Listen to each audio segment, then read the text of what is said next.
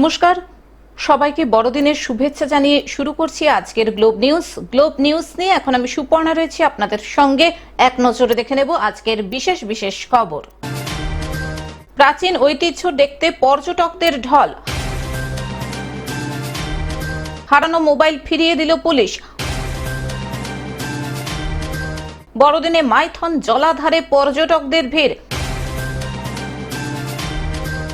আকাশ থেকে পড়ছে টাকা। বড়দিনে উপহার দিল সান্তা স্যার।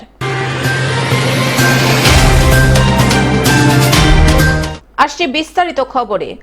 প্রাচীন ঐতিহ্য দেখতে পর্যটকদের ঢল। উত্তর 24 পরগনার বসিরহাট মহকুমার বসিরহাট 2 নম্বর ব্লকের ধান্যকুড়িয়া গ্রাম বলতে 300 বছরের প্রাচীন ঐতিহ্য বহন করে চলেছে। আর তার জন্য এবার শুরু হলো সরকারিভাবে ধান্যকুড়িয়া উৎসব। 3 জমিদারদের গাইন সাউ বল্লভ বাড়ির সাথে ধান্যকুড়িয়া গার্লস হাই স্কুল প্রাচীন ঐতিহ্য বহন করে চলেছে। ইতিমধ্যে গাইন গার্ডেনকে হেরিটেজ ঘোষণা করা হয়েছে, যে বাড়িতে একাধিক সিনেমার শুটিং হয়েছে। ধান্যকুড়িয়া উৎসব 3 বছরে পা দিল।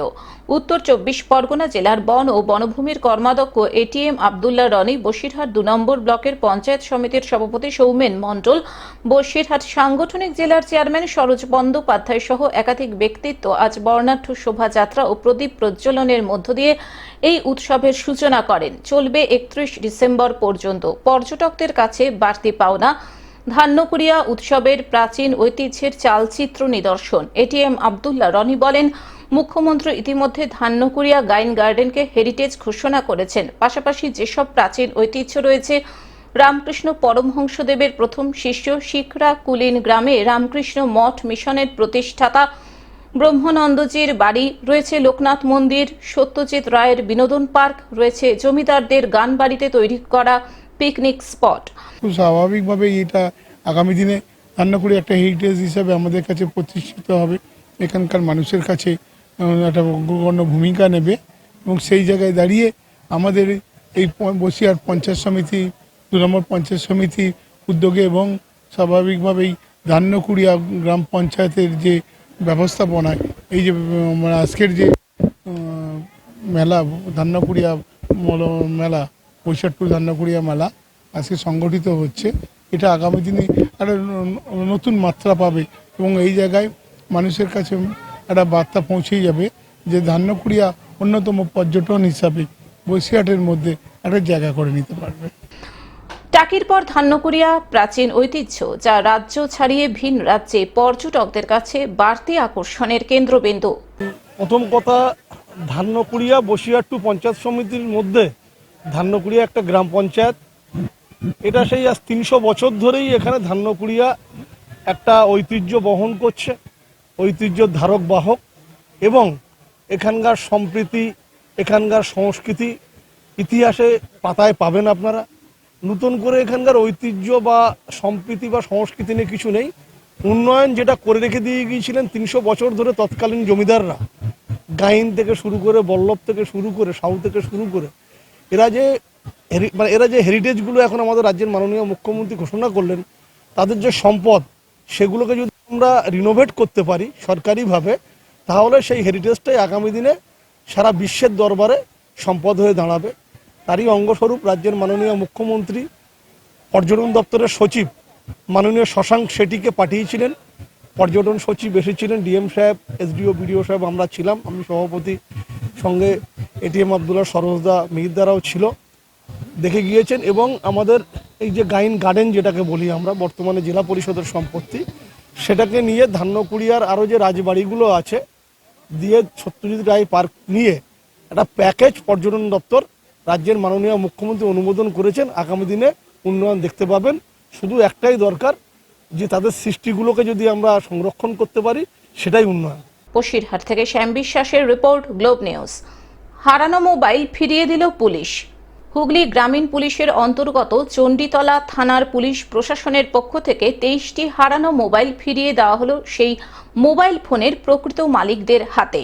এই মোবাইল ফোনগুলি হুগলির চণ্ডীতলার বিভিন্ন জায়গা থেকে গত 6 মাস, 3 মাস ও 1 মাস আগে হারিয়ে গিয়েছিল এবং এই হারিয়ে যাওয়া ফোনের মালিকের মধ্যে একজন ছিলেন খোদ পুলিশ কর্মী।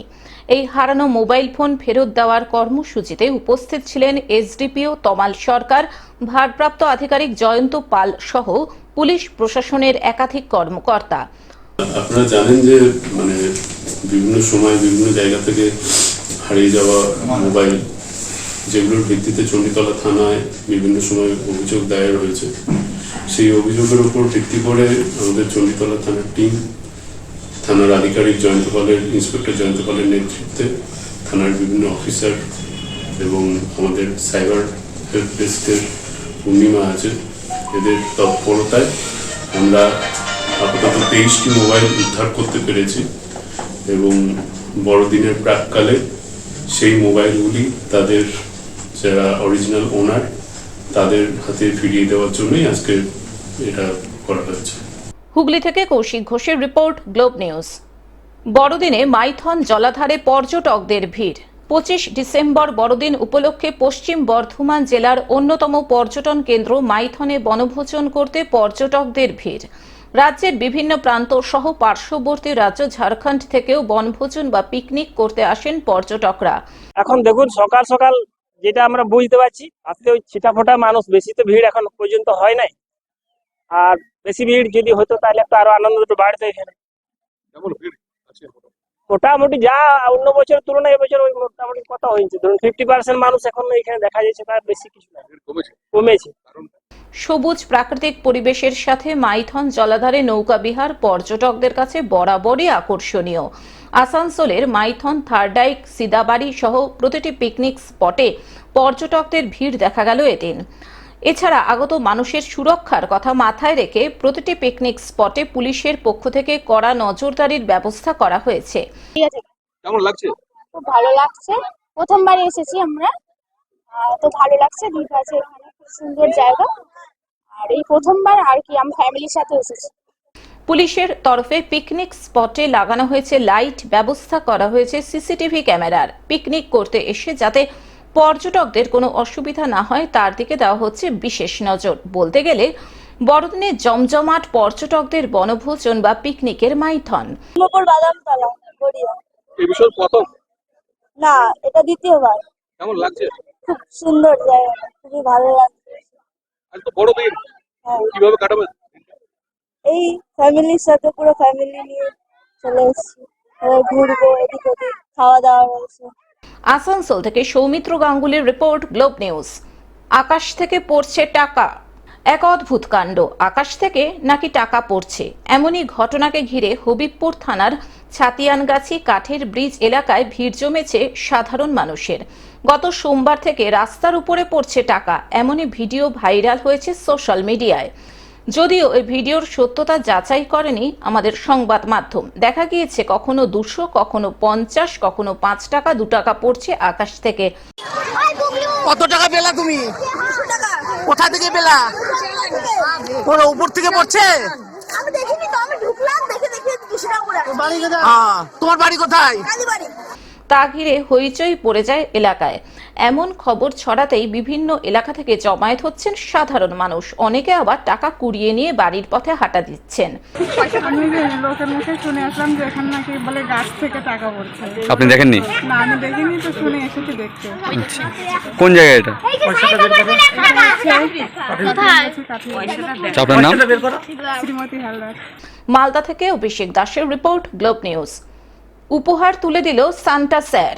মাথায় তার লাল টুপি, পরনে লাল সাদা জামা, ঝুলি ভর্তি চকলেট সহ বিভিন্ন উপহার। ছোটদের আনন্দ দিতে এবার পথে নামলেন শিক্ষক। জলপাইগুড়ি শহরের বেসরকারি স্কুলে কর্মরত তিনি। প্রতি বছর ছোট শিশুদের আনন্দ দিতে শহরের বিভিন্ন পথে ঝোলা হাতে তাকে দেখা যায়। শহরের পরিচিত শিক্ষক অনির্বাণ সেন কিন্তু ছোট ছোট ছেলে মেয়েদের কাছে সান্টা স্যার নামেই বেশি পরিচিত। এদিন তাকে দেখা গেল তিস্তা উদ্যানে ছোট ছোট শিশুদের হাতে উপহার তুলে দিতে। শুধু কি তাই, শীতের বিকেলে সান্টাকে দেখে আনন্দিত হয়ে ওঠে খুদে ছেলে মেয়েরা। কেউ জড়িয়ে ধরছে, কেউ বার একটি ছবি তোলার জন্য সাথে সাথে ঘুরছে। সব মিলিয়ে বড়দিনের সময় সান্টাকে হাতের কাছে পেয়ে খুশি তিস্তা উদ্যানে আসা সকল ছেলে মেয়ে। এই বিষয়ে আবার অনির্বাণ বাবুর ভিন্ন মত। তিনি জানান, বহু শিশু আজ তিস্তা উদ্যানে এসেছে, তাদের হাতে আমি চকলেট সহ বিভিন্ন উপহার তুলে দিয়েছি, কিন্তু এই বড়দিনের সময় যেসব অসুস্থ শিশু হাসপাতালে ভর্তি তাদের কি হবে? তারা কি এই আনন্দ থেকে বাদ যাবে? কখনোই না। তাই তিস্তা উদ্যানের পাশাপাশি জলপাইগুড়ি সদর হাসপাতালে শিশু বিভাগে গিয়ে তাদের হাতেও বিভিন্ন উপহার তুলে দেব। আজকে আমি জলপাইগুড়ি তিস্তা উদ্যানে এসেছি। আমার নাম অনির্বাণ সেন, আমি বেসরকারি স্কুলে কর্মরত একজন শিক্ষক। আজকে ছোটদের ভালোবেসে আজকে এখানে ছোটদের জন্য আমরা চকলেট, বিভিন্ন ধরনের ক্যান্ডি এবং গিফট নিয়ে আজকে আমি এখানে এসেছি। প্রায় 500-র মতো বাচ্চা এখানে রয়েছে। তাদেরকে আমরা আজকে তাদের বড়দিন উপলক্ষে তাদের মাঝখানে আমরা এসেছি। এরপরে এখান থেকে আমরা যাব জলপাইগুড়ি সদর হসপিটালে, যে ওয়ার্ড রয়েছে বাচ্চাদের শিশু বিভাগ যেখানে রয়েছে, সেখানে প্রায় 70 জন বাচ্চাদের মাঝখানে আমরা সেরকমভাবেই গিফট আমরা প্রদান করব। আপনার নাম আর পরিচয়? আমার নাম অনির্বাণ সেন, আমি একজন বেসরকারি স্কুলের কর্মরত একজন শিক্ষক। জলপাইগুড়ি থেকে সায়ন সেনের রিপোর্ট, গ্লোব নিউজ। এখন থেকে গ্লোব টিভি দেখুন আপনার স্মার্টফোনেও। গুগল প্লে স্টোর অথবা অ্যাপল স্টোর থেকে ডাউনলোড করুন গ্লোব টিভি লাইভ অ্যাপ এবং জিও টিভি অ্যাপ। এছাড়াও জিও ফাইবারেও গ্লোব টিভি দেখুন। সবাইকে আরও আরেকবার বড়দিনের শুভেচ্ছা জানিয়ে আজকের মতন গ্লোব নিউজ থেকে বিদায় নিচ্ছি। দেখতে থাকুন গ্লোব টিভি, সবার পাশে সবার সাথে। নমস্কার।